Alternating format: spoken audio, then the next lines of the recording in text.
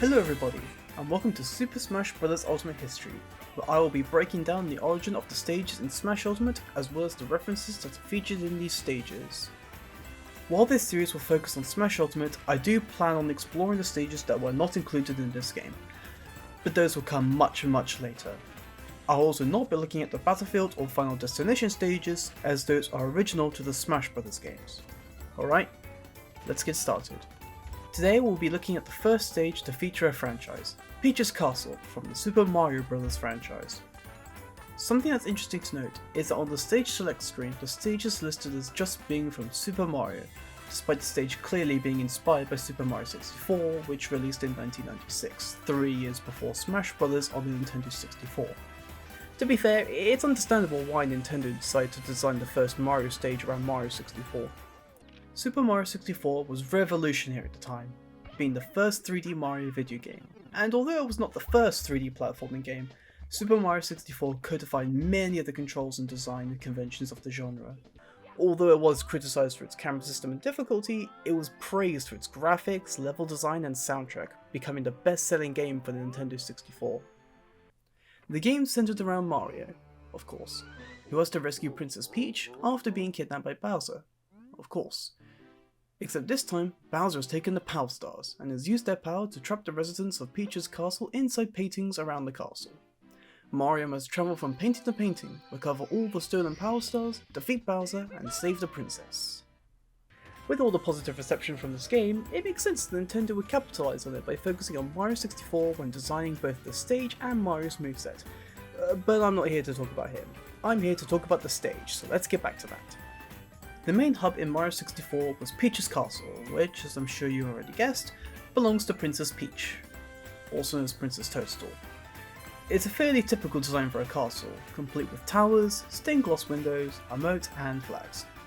The most notable aspect of the castle was its red and white colour scheme, and checkerboard floor tiles combined with red carpets, which helped it stand out amongst other designs. These attributes of the castle have all been featured in the Peach's Castle stage, with a single red and white castle tower in the centre, and a checkerboard tile flooring with red carpet stairs on each side, although there is no flag at the top of the tower, which is a bit of a shame.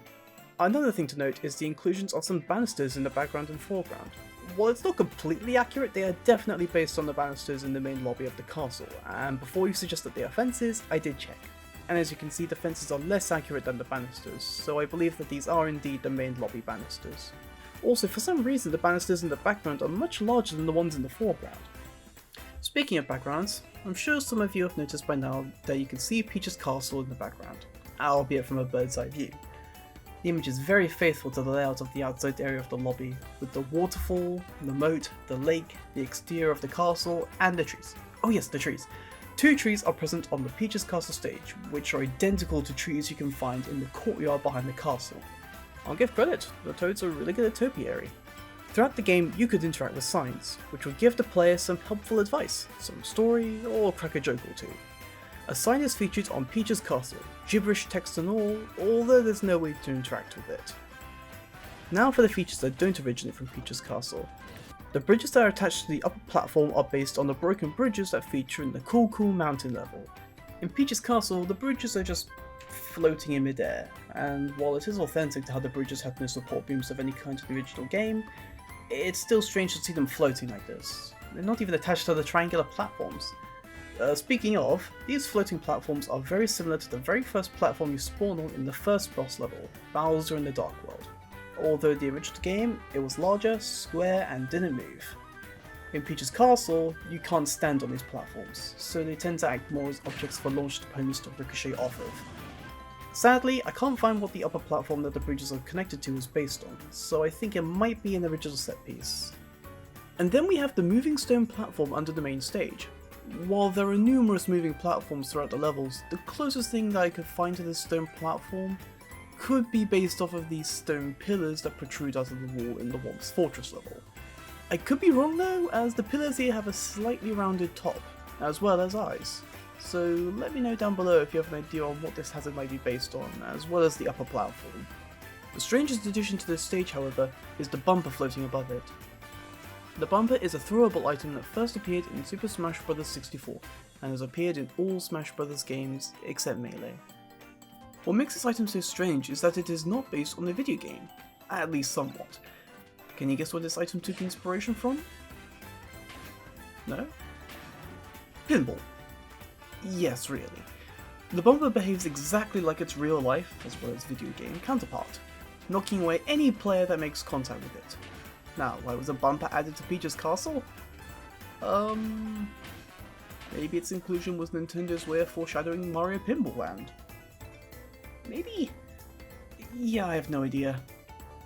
One unique aspect, aside from the obvious change in design and size, is that the bumper on the stage inflicts damage when fighters make contact with it, which the normal bumper can't do unless it's thrown at their opponent.